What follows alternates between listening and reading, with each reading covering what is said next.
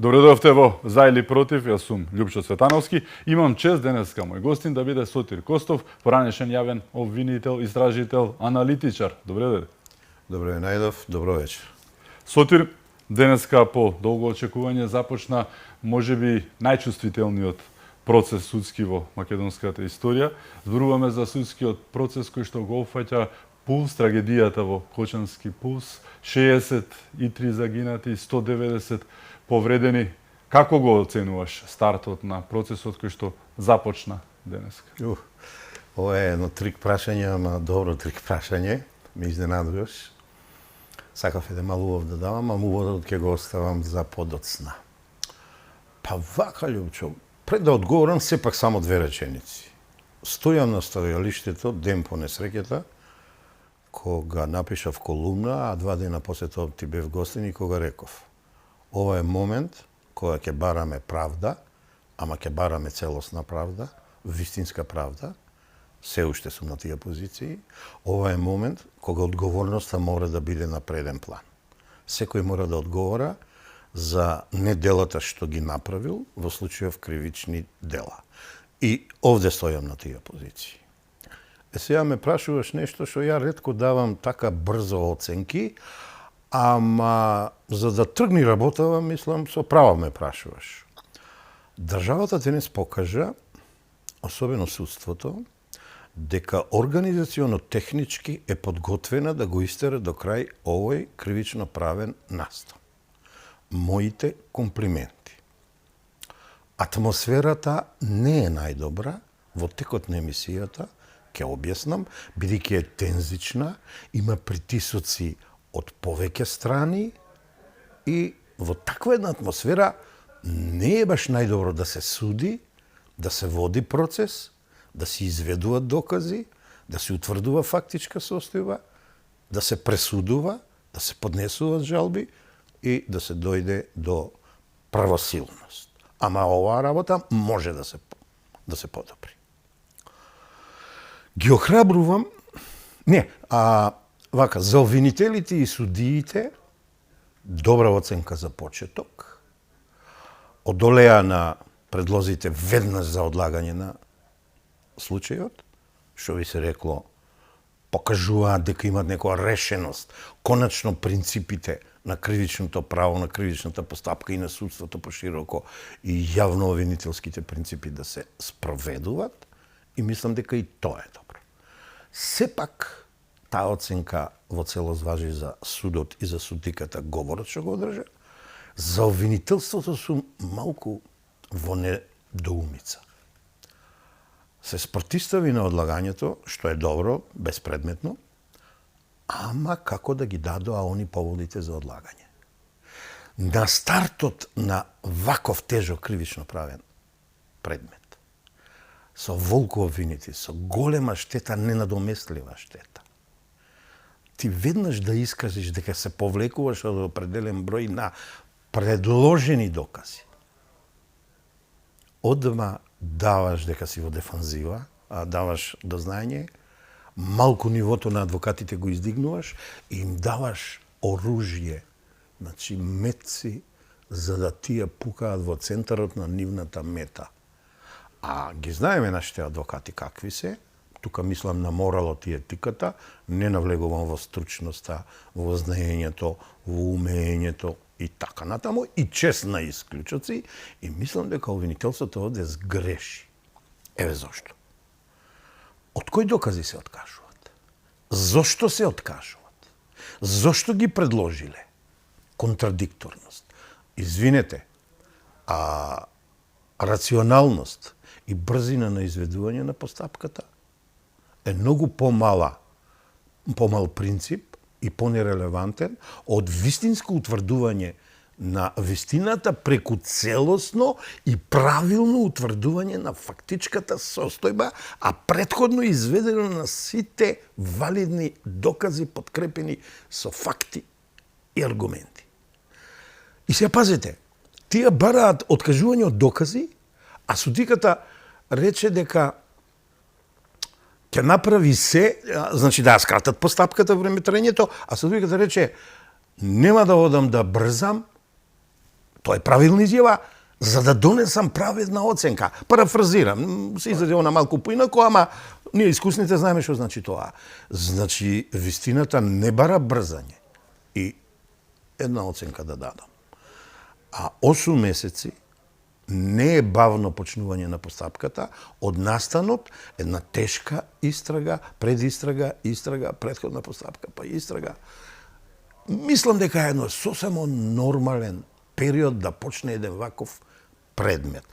Како ќе се одвива, не би знаел да предвидам, сакам да се одвива најдобро, да се одвива, како што реков, по сите принципи на македонското, европското и светското правосудство, а тоа е барање и утврдување на вистината како најак принцип, праведна постапка за сите веднаш до него, тоа е одважност, непристрасност и неподлегнување на обвинителите на сите можни притисоци и спазување на бангалорските принципи на судството, ги има едно 7, 8, 9 принципи, далечната 2002-2001 усвоени, кои ние многу малку ги применуваме, а на овој случај судечкиот совет, судиката и до крајна инстанца во додека стане предметот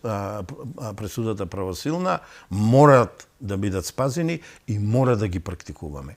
Еве, ја тука би ти одговорил тебе, значи, што и како се одвиват работиве. Ја спомнав атмосферата, за да не останам недокажен. На која атмосфера мислам? Еве, ќе ти кажам малку пошироко. Имаме судски совет делегитимиран. Имаме јавен обвинител кој до вчера се фалеше дека он ја води постапката на еден начин, што не беше точно, и обвинението не е точно тоа, тој само ги координираше работите, кој е делегитимиран. Имаме совет на јавни обвинители, кој кога оние што го бират јавниот обвинител, го предлага владата, го бира собранието, му предложија да биде разрешен, се спротивставија 2-6 или 2-7, не знам како беше гласањето, на еден начин, и тука состојбата не е баш најдобра, другите работи нема да ги споменува. И имаме состојба, кога пред неколку дена, прв пат ќе употребам непримерен збор, се разгракаа Сдруженијето на судии, Врховен суд, судиите, плати мали имале. Не е точно, апсолутно не е точно. Каде се кога се зборува за 2% доверба меѓу граѓаните? Кога се зборува дека имат многу коруптивни судии и обвинители во нивните редови? Зошто не ја водат битката да се диференцираат, да ги посочат и да ги отстранат? И ред други слабости што ги покажуваат, што е нормално во една работа да се покаже. Тогаш молчат, а сега се спротивставуваат на извршна власт, на законодавна власт, ама знаеш што? Тие се спротивставуваат на Европска унија, на Европската комисија. Јас случајно или не вечера носам една кратка анализа направена од МИА. Нема да читам, многу добра анализа за нашето судство, која кажува на судството му се доделува за 2 години, 2023-2024, за 2025 неаме податоци, му се доделува 45 милиона евра, на обвинителството 15 милиона евра. Најголем број одат за плати. Останува и да има и работа, што е простара продукција, истраги и така натаму. По број на судии и по број на обвинители сме над европскиот просек, а по ефикасност сме под европскиот просек на дното. Да не ја залажуваат македонската јавност. Тоа е едно тело на Европската комисија, акроним СЕРЕЙ. Точно него, ама тоа е тело составено од експерти, формирано од 2002 година, кои секоја година прават вакви анализи. Многу е индикативно да споредиме со Германија, некој ќе рече, со Германија. Да, со Германија. Многу помал број на обвинители на судии, многу поголем број на предмети, многу поголем процент на решени предмети кои ги работеле и сработеле како обвинителите, морам збирно да кажувам да не зема многу време, така и судиите, и што е многу интересно, според стандардот, според буџетот државен и според GDP-то, Нашите имаат поголеми плати од германските суди и не само од германските суди. Паѓаат во вода двата главни аргументи. Лјупчо. Немаме луѓе и Така немаме е. платени. Сите аргументи Да. паѓаат во вода. Не зашто Лјупчо и Соти рекле, зашто релевантно помошно тело, стручно, експертско на Европската комисија тоа го утврдила наназад за 2 години и ја лично мислам дека еден голем жолт картон, да не речам пред исклучување е ова што го направија, заплатите дигнаа глас, до 300.000 денари би сакале да одат, а ваму ги нема кога е во прашање ефикасноста, борбата против корупцијата, организираниот криминал и така натаму, од причини што сите индикации кажуваат дека добар дел од нив се замешани во тие несакани штетни појави кои го нагризуваат уставниот, правниот, економскиот и социјалниот систем на Република Македонија. Овој ми е уводот, не знам колку си задоволен, ама ете, отприлика е тоа. Сепак, според она што го виде денеска е поведено од искуството кое што го имаш големо, дали може да им дадеш преодна оценка како поутрото денот се познава, зборуваме, за стартот на процесот за публика? Да, за стартот на процесот, да, секако, мораме да бидеме објективни и ја мислам во еден дел го кажав тоа, од причина што ја избраа најдобрата судница. Од причина што добро организирани, без проблеми течеше процесот денес, не се подлегна на притисокот на адвокатите и од причина што видов една свежина, сега може малку ќе сум субјективен, ама па не сум ја само да напаѓам, да се разбереме, јас знам да препознавам добро нешто што е сторено и направено. Кога го слушав образложението на обвинението од младиот обвинител од Кочани, ја приметив елементи на јавно-обвинителската школа, би рекол, на едни врвни обвинители кои дојдоа до заменици републички окружни обвинители, а тоа се Виктор Равњак, тоа се луѓето од Штипа, Самбелски, Ѓурков. Наназад зборам 30-40 години. Зборуваме за Јанев сега? Да, за Јанев.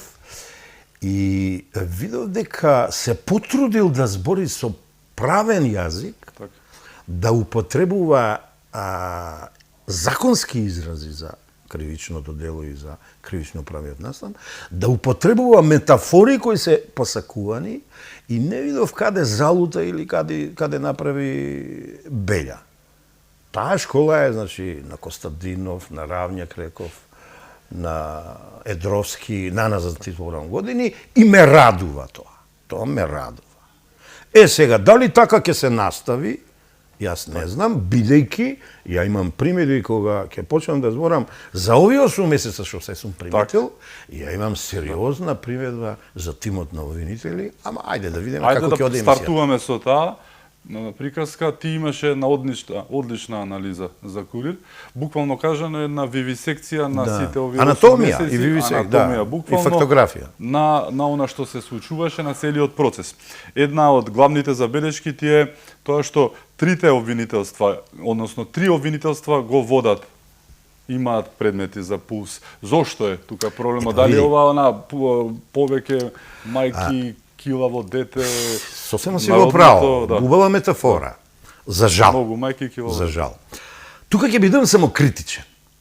Кога со младиот мој колега Мустафа Халурахи правевме анализа на овој случај, да ми помогне, тој подобро знае состојбата во обвинителство и судство, не се погодивме за една работа. Ја реков, овој случај мора да успее, овој случај ќе биде најдобра истрага, најдобро обвинение, најдобра судски процес, пресудување, правосилност. Он ми рече, извини го постар, повозрасен колега Костов, избрзуваш.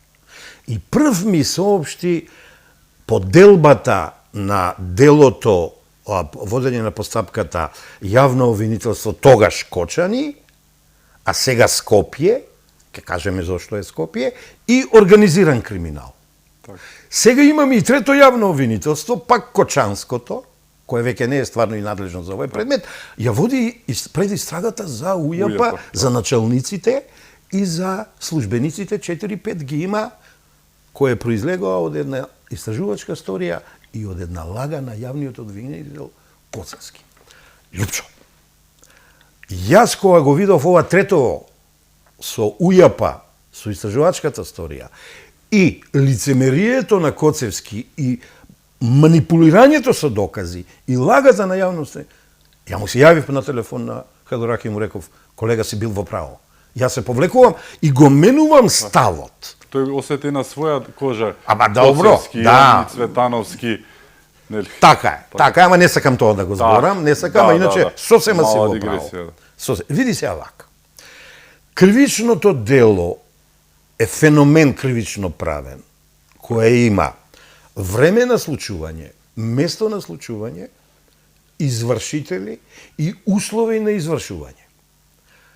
Кажи ми сега ти како ќе се утврдува на три органи ќе одлучуваат за едно кривично дело. Чув дека само има еден е за мито, за корупција, ама ќе видиме зошто е тоа така. А јас реков дека очекувам овој предмет да ја даде спрегата на поврзаноста на локалната власт, на полицијата, на судството и на државните институции, системот затаил, рековме сите, корупцијата го подјела и организираниот криминал. Како бе Лјупчо ние тоа ќе го направиме само со едно обвинение за еден човек за барање мито? Каде е тука системот? Не, тоа е поединечно, зборувам хипотетички, како ја го гледам сега ова, тоа е поединечен изолиран случај. Каде се другите случаеви на подмитнување, што ги гледавме од снимките и така натамо, обиди, комуникации. Значи, да се вратам, ќе бидат развлечени многу.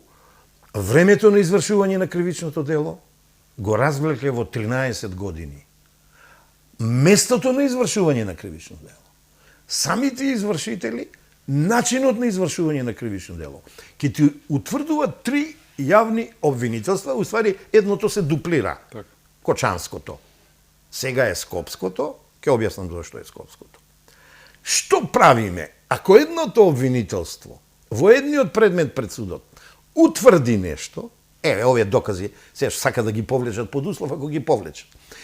Истите ќе бидат искористени во организиран криминал, каде што имаме 27 полицајци сега под истрага, не знаме колку и дали ќе бидат под обвинение, и таму се утврди нешто спротивно од оно што се утврдило во судот во Скопје. Какви консеквенции ќе има? Ма тоа ни случајно не смее до тоа да дојде. Ако дојде до тоа, за мене предметот паѓа.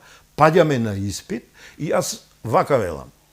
Падна на испит Лјупчо Коцевски со овој предмет, кога ја излага јавноста на новинарско прашање поставено зошто нема во обвинение за никој од УЈАП, нема докази. Беше многу дециден.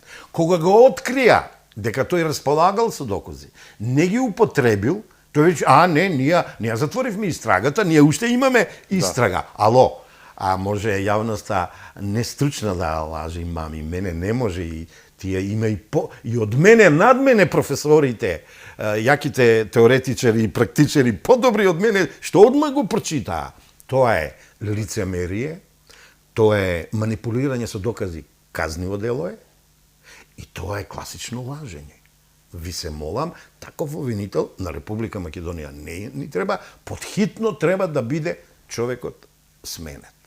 Еве зошто оваа слабост јас се плашам да не се претвори во еден гап во кој сите ќе се исподдават и предметот ќе биде на еден начин закочен или поточно ќе тргне во една насока која не е добра. Ако прифатиле два научни метода, многу кратко, знам дека публиката не сека многу теорија, ама ние што се бавиме со право, мораме науката да ја почитуваме. Значи, јас 8 месеци овој случај го работам како истражител, новинар, аналитичар, со две методи. Swiss cheese, швајцарско сирење, и fishbone, во превод е скелет на риба. Swiss cheese ги дава дупките, празнините, кои се присутни во една акутна состојба која ќе се претвори во несрека, кривично дело, криза или не знам што, и ако сите тие латентни причини, пропусти, недоследности влезат, а има 4, можем и со слика да ви покажам, не знам како ќе фати камерата, еве како е представено тоа. Значи, гледате, има 4 препреки, од кои 3 се латентни причини, индиректни, четвртата е директни и сите кај нив има пропусти, грешки, недоследности, недобра заштита и така натаму. Кога сето тоа ќе помине низ тие дупки во 4 препреки, се случува кривичното дело. Треба да бидат предмет на истражување и обвинување само тие што поминале. А ние гледаме дека голем опсек е ставен. Ти мислам ги кажа бројките. 35 или не ги кажа, 35 обвинети. Не. Еј, добра работа што споја позитивно. Го споја предметот со едниот од обвинетите од агенцијата, Така, тоа е логикам, добро. да. Спојување на предметот, еве во оценката да се поправам, уште едно добро што направија. Ама гледај сега, оваа метода, ако ја вкрстија со фишбоун, скелет на риба, никој не може да избори колку коски има рибата. Толку за еден кривично правен настан има релевантни факти, преточени во докази, нерелевантни, помалку релевантни, неважни. Кога нив ќе ги обработиш, ќе ги поставиш на скелетот на рибата, кога ќе направиш анализа кои ти се потребни да имаш цврсто обвинение и кога сето тоа ќе го ставиш во обвинение, во споредба со ова другата метода кога ќе ги миксуваш, а ја во мојата пракса 25 години во воздухопловство на 3 пати тоа добро го имаме направено со стручни тимови за наши истраги, резултатите не можат да изостанат. А вака, 3 обвинителства, различна динамика, мислам, резултатите ќе бидат различни, дај Боже јас да не сум во право. Ништо не знаеме за оваа истрагата за 27 обвинители. И сега, како бе Љупчо Мереле, ајде, ти си новинар, истражуваш долгогодишно искуство. За овој предмет со 35 обвинети и 3 правни лица, пази сега, 15 обвинители, имам изјава ќе бидат појачани уште, за ваму 27 полицајци, а сите викаат полицијата крива ваква, онаква, ќе видиме колку е крива и кои се криви, не е цела полиција крива, тоа е виновна. Еден обвинител. Ама каде е тука праведноста? Каде е тука, еве, таа нивна рационалност или не знам што? Кој одлучувал? Овој дел ќе го завршам вака, ќе излезам од рамките на системата, ама во вакви варедни ситуации се излегува. Да јас бев обвинител, ќе го свикам колегиумот, кога се случи Кочани. Ќе ги задолжам за 10 дена да ми направат анализа, наназад 7 години минимум, да ми ги дадат десетина најефикасни обвинители од цела Република Македонија. Ќе ги свикам сите нив 10, ќе ги прашам има пречка, нема пречка да ми ја водиш истрагата, пред истрагата да ми обвинуваш, нека се откажат во тројца од објективни причини и ќе направам се правно да биде издржано, ќе ги префрлам ако се Битола, Охрид, ваму таму во Скопје или во Кочани да запазиме стварната и местната надлежност и тој тим јас ќе го пуштам единствен да работи. Кога се донесе одлука за организиран криминал 27 да бидат обвинети, процесирани во истрага, а ова да тече мене не ми е јасно, ама по мене тоа е проблем што доправа ние ќе го сетиме. Ништо слично и во судството би направил. Заседава судскиот совет со присуство на председател на Врховен суд, председател на надлежниот суд и се договараме. Господа, имаме тест кој мораме да го положиме, иначе и така сме паднати, ќе паднеме сега под дното, под ground zero ќе паднеме. Ги наоѓаме десетина суди најефикасни 10 години наназад, стандардите го кажуваат тоа, европските ги има, ги детектираме тој суди, ги делегираме, се носат одлуки, ги делегираме Кочани или Скопје и нема АКМИС. Ево, ја ќе се земам слободно да кажам дека за овој предмет ја со АКМИС не би одел. Не би одел со АКМИС. Ке го кажам тоа јавно на јавноста и биди сигурен дека сите ќе го оправдавме тоа. Знаеш што се вика тоа? Тоа се вика концентрација на квалитетот, на стручноста и натаму да не зборам. Вака акмисот одреди судика која во минатото знаеме каде е замешана или е инволвирана. Со двојца премиери, со ослободување, со не знам што све, не го положи испитот со организаторите на 27 април и така натаму и така натаму. Кога спомнав откажување од докази, да бидам поубедлив, моментот кога Кацарска ги викна адвокатите на обвинетите 27 април на нашите браќа патриоти, и кога им рече откажете се дел од доказите, ќе добиеме и на време и ќе бидеме ние окей, и поблаги она, ги измами, ги прелага, ги направи мачиња, се откажа и им пресуди драконски казни. Сега е малку обратна состојбава сега. Сега имаме за вистинско кривично дело, а не како замислено терористичко загрозување на безбедност и уставниот поредок и така натаму. Ама пак има размислуваме самите обвинители да се откажуваат. Ја не би се откажувал да ти кажам, не би се откажувал од докази, само и само каде мислеле кога ги предлагале. Па знаеш што? Секој пат кога сум бил обвинител, заменик обвинител, кога сум имал бројни докази, сум бил многу храбар, моќен, одважен, бидејќи имам докази. Немам недостаток на докази. Нека му мисле обвинетиот, нека му мисли одбраната на обвинетиот. А вака, штом ја се откажува од докази стекнати на незаконити начин и докази кои компрометираат заштитено добро во смисла на национална сигурност и државна сигурност, безбедност.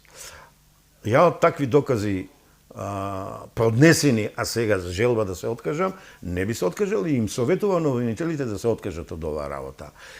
Во тој дел за тројството на обвинителство, јас тврдам дека овај став е исправен, ама тврдам дека оригиналниот став беше на младиот обвинител, не мој, ама мене искуството ми кажува кога да го сменам ставот.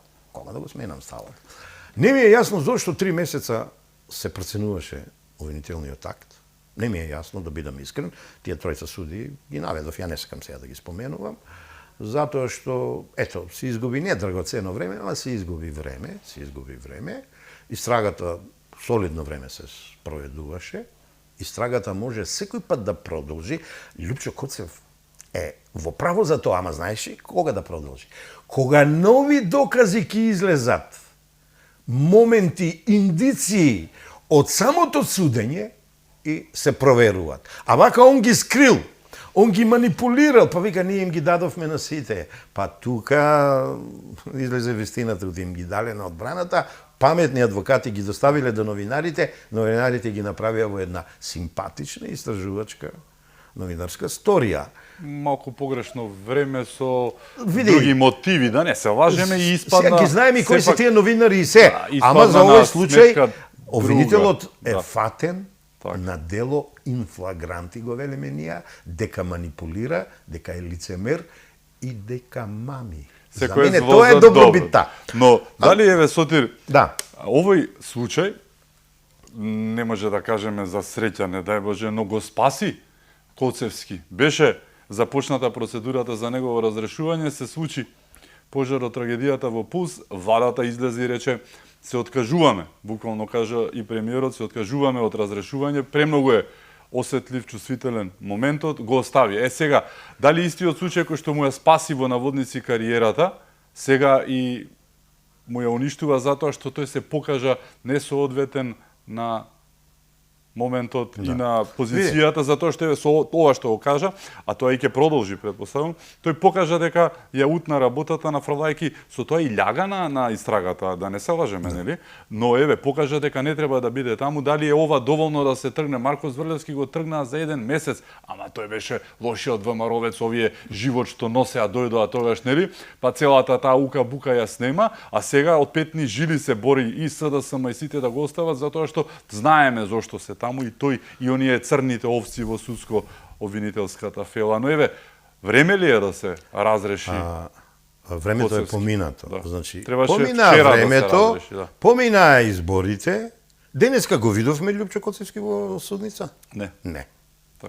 Еве го фактот дека тој веќе не му е потребен на јавното обвинителство од причина што прави вакви донаса нецелисходни, погрешни јавно обвинителски одлуки.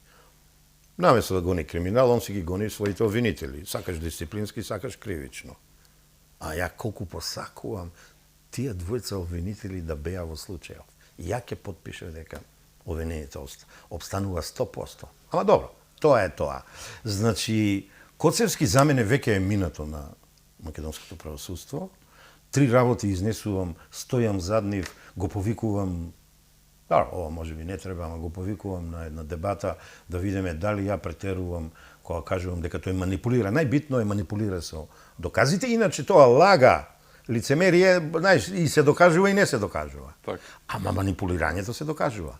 Се докажува. Врз база на нив, зошто ти не си го викал Сотир, Љупчо, Рајко и да ги процесуираш? Си ги тргнал настрана. Ама видовме и некои звучни имиња. Так. Покрај началниците и службениците од УЈП, вечерва си обеќав, си ветив дека политика нема да спомнувам и тука ќе застанам. Да. Можам да сватам зошто со тие докази он манипулира. Ама времето ќе го покаже тоа.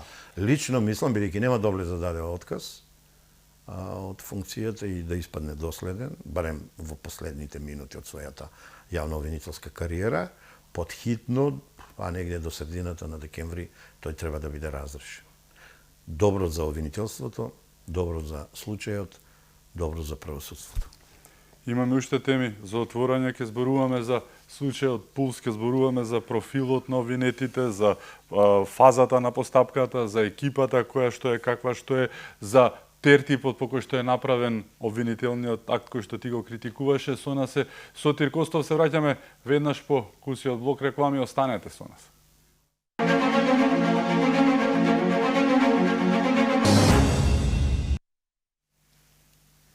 Се враќаме во За или против, мој гостин е Сотир Костов. Зборувавме за Пулс, кажавме многу работи, анализираше многу моменти.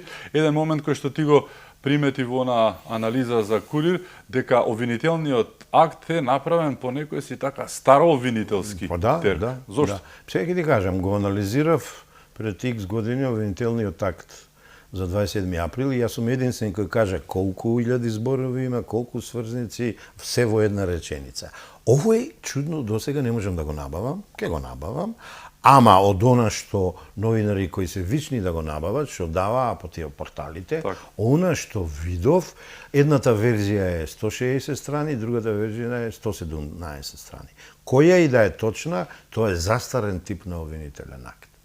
Чека, човече, си предложил 1400 докази, па почитувај ја силината на тие докази, па таму имаш вештачења, па таму имаш обдукции, па таму имаш корпус деликти и да не кажувам, има и морбидни работи, и таму имаш мокни докази.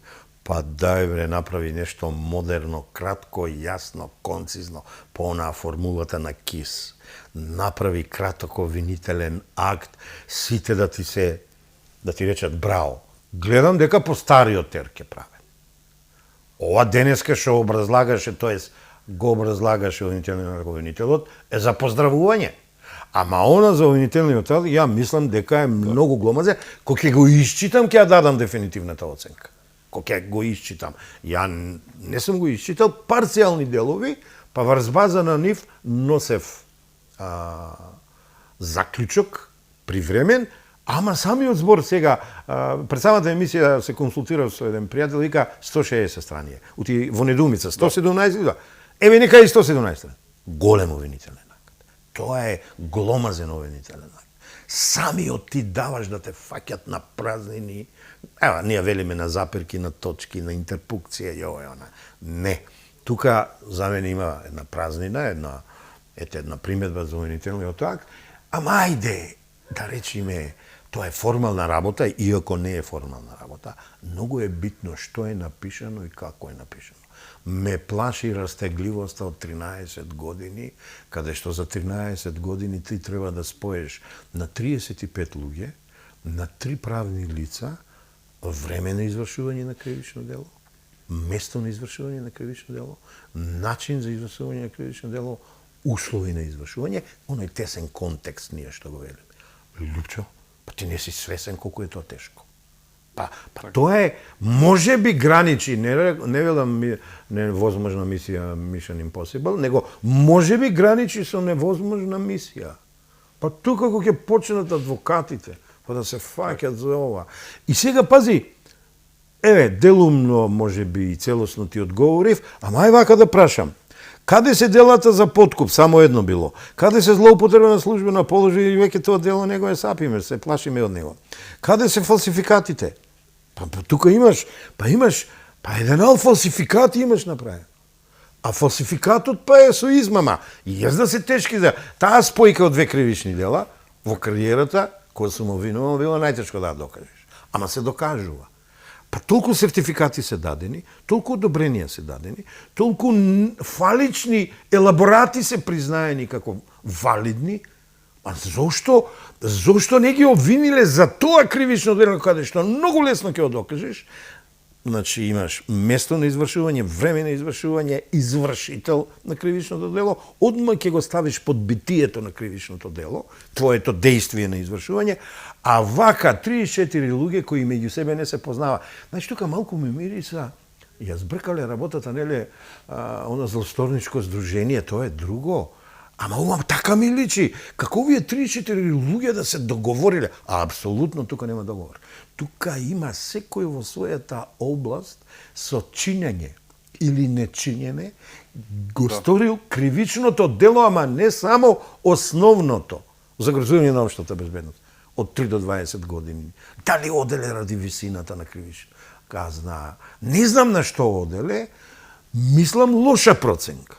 И јас ќе обвинев за минимум 5-6 кривични дела.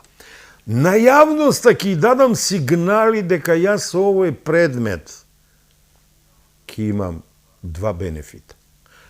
Самите извршители на кривичното дело ќе бидат казнети од државата, ама ќе покажиме каде затаил системот, каде тоа е поради корупција, каде тоа е поради организиран криминал, каде тоа е ако има непотизам, има нешто се појавија, некои такви индикации. И сите тие работи ја ќе ги одделев во предметните што ги набројав кривични дела. Так. Тоа не е направено пред некој ден, значи после пишувањето на анализата на Курир, разнор дека само едно лице е обвинето за подкуп, па што све не чуме, кој све бил подлежен на подкуп, барал и добил подкуп, и така. Еве тој дел вака да го завршам. Ке се сконцентрирав на директните две концентрации ќе направив. Првичната и најбитната е директните извршители на кривично дело. Еве ги кои се. Собствениците, луѓето од безбедноста, бидејќи тие пуштале, а наместо да не пуштаат, едно бројчано, 2 пати или 3 пати повеќе од дозволеното, едно малолетници, едно пред нивни очи, алкохол и дрога. И не провериле дали има безбедносни излези, дали има вентилација, дали многу работи кои што треба. Луѓе, не случајно се кога прв пат ќе спомнам виповите. Кога випат оди во некоја посета, ајде на Америка ќе спомнам председател. Доваѓаат претходно, проверуваат со кучиња, проверуваат експерти, проверуваат надземја, подземја, надземја, напред, назад, лево, десно. Ова што ти го кажа е токму тоа. Требал некој да провери прозорци, врати и така. Не го прави, ама тоа не го правиле за години. Убаво денес обвинителот по трет пат ке нагласен, тоа убаво го фокусираше. Значи, директните извршители од прилика се тие. Тие се едно десетина луѓе. Лупчо, му се бендисувало на некој тоа или не му се бендисувало, тоа се директните извршители на кривичното дело предметно. Сега, имаме друг фокус, 13 години некој не си ја извршувал службената должност, делумно ја извршувал службената должност, барал и примил подкуп и со тоа системот го направил порозен. Таа спрега е локална власт, ама не само градоначалници. Ги имаме инспекторите и ја имаме испоставата на полицајците. таа спрега се специализираните организации ДСЗ, дирекција 1, дирекција 2, дирекција 3 и Министерството за економија како институции државни. И кога ќе видиш, тука имало замешаност на министри, на директори, на државен секретар, на началници, на одговорни службеници. 5 категории луѓе детектирав кои се опфатени, дај Боже да грешам, не се одветно обвинети. И ја би ги обвинил за другите кривични дела, да не се повторувам што ги кажував. Ако имам доволно број на докази. Не сакам да мислам дека ова некој го направил, ќе се повикам на храватите, са предумишлење. Ако е така, ние од старт имаме некои работи погрешно поставени. Се надевам, вакви мои искажувања, барем малку да се точни, сега сум претерано скромен, и слични искажувања на професори, особено по кривично право, и практичари, кривичари, суди, што имав овие 8 месеца да анализирам, да запишувам, нека земат малку обвинителите, нека зирнат, нека видат, не можат они со кривично дело за грзување на општата безбедност да докажуваат спрега на власт, организиран криминал и мафија. Не може. Делото, не сакам да го читам, во една друга анализа, вечера гледаш, не кажувам битие на кривично дело, не кажувам казна обсек, не кажувам една варијанта, втора, трета, не сакам на почетокот тоа да го правам. Ке дозволам еден период да се одвива, не, себе си ке си дозволам, процесот, ке дадиме шанса, како што реков, на обвинителите, на судиите, на адвокатите, на обвинетите, на оштетените, да помине еден разумен рок на процесот, и тогаш ќе почнеме да ги даваме првичните оценки дали сме на вистинскиот пат или не сме на вистинскиот пат. Ја така сваќам ова работа, тоа ми кажува моето 41 годишно искуство практикување на право, и сега за жал јас знам дека овие дел од овие мои искажи на некој не му се бендисува. Ама ја морам така да ги истакнам и да ги адресирам, бидејќи јас сум сигурен во себе. Ја, искуството мене ми вреди најмногу, ван семејството, мене искуството ми е најјако. Еве, сгрешив, па се и коригирав и јавно го кажувам, ја не се срамам да го кажам тоа. Па не треба и обвинителите да се срамат ако сгрешиле да се поправат. Јас грешив во една проценка, помлад колега ми укажа и молим лепо, сега гледам дека е опасно 3 обвинителства во различна временска динамика да водат процеси, бидејќи тоа се 3, претходна постапка, истрага, обвинување, судење и просудување за еден ист настан. Тоа знаеш како? Да не речам оно со предувите. Да не речам. Значи тоа ќе биде таква и не, има друга една метафора, исечени колбаси се вика тоа. Не знаеш делчињата каде ќе завршат, како ќе завршат и кој ќе е епилогот. Не би сакал. Не би сакал и посакувам од дното на душата и срцето, јас да не сум во право. Јас сепак верувам, бидејќи пази, морам, ако се ближи крајот на емисијата да кажам, има прекрасни, не знам колку пат сум кажал, ама морам да повторам вече.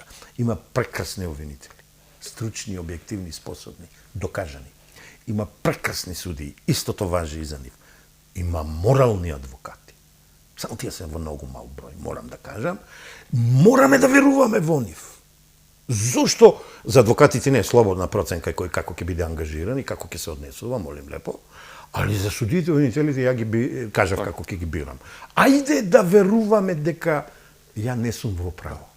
Дали ова сепак на крајот на краиштата, имајќи предвид дека е под лупа на јавноста, не само на семејствата на загинатите, кои што се дефинитивно апсолутно најзасегнатите, но целата јавност очекува многу. Дали поради тој притисок да го наречам, односно сознание, не притисок, има шанси овој процес да биде еден вид на пресвртница за македонското судство, но и за македонското обвинителство. Обвинителството во еден период имаше 1% доверба, не 2. 2% имаше судството. Но еве, дали овој случај со сета своја тежина и одговорност која што ја носи кон граѓаните, кон целата македонска јавност која што очекува не бадијала многу, очекува правда како што кажа самиот и на почетокот, дали има шанси да биде една пресвртница да докажат дека не се такви какви што се, како што мисли народот за нив, кој што го кажува преку оценките за довербата во нив, дали имаме шанса да видиме и ова да биде, не може да биде од секое зло добро, ова беше премногу големо зло за да биде добро. Најголемо. Но да излезе нешто барем, сагвам за оваа држава и за иднината токму на младите, на сите што живеат во оваа држава. Ти си многу во право и ја не би го поставил во прашална форма, него како констатација. Так. Би го поставил да сум на твое место. Мора да не ме биде. сваќа погрешно. Да. Значи ти си во право. Да. Еве како ќе ти одговорам нешто што не спомнав. На почетокот бидејќи си ветив, најмалку ќе зборувам за родителите, блиските, роднините, бидејќи си најчувствителни, најпогодени и многу се големи шансите да им сгрешиме. Денеска за мене најјака слика беше она плакатата "Ве гледаме", што ја поставиле. Не конечно, браво. Значи, они ни кажуваат и на нас, и на сите во оваа држава, дека како најпогодени им се вклучени, знаеш ја како најубаво се изразувам, сондите за посматрање со очи, уши и рацио и бележат.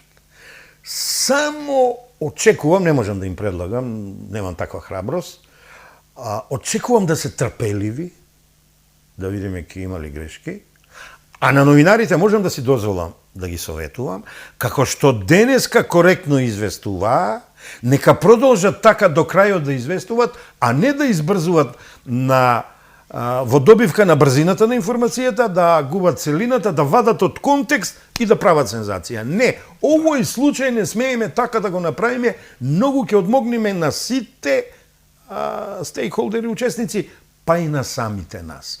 Значи, ве гледаме, тоа значи ве посматраме.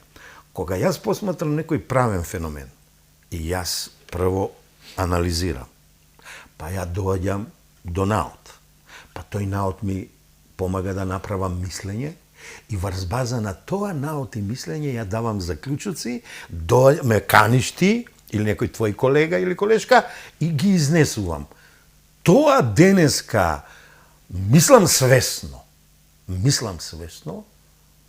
родителите и роднините на починатите и оштетените ни го покажаа со таа реченица и мене ми е многу добра опомена и јас да внимавам каде, што, како зборувам, да не избрзувам, ама јас и не сум толку релевантен за случајот.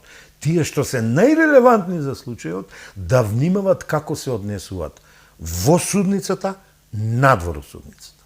Во тој дел тоа би имал да го кажам. Ти благодарам, што беше мој гост. Секој пат кога ќе ме побарате, јас сум тука за вас. Ми беше чест. Исто и мене.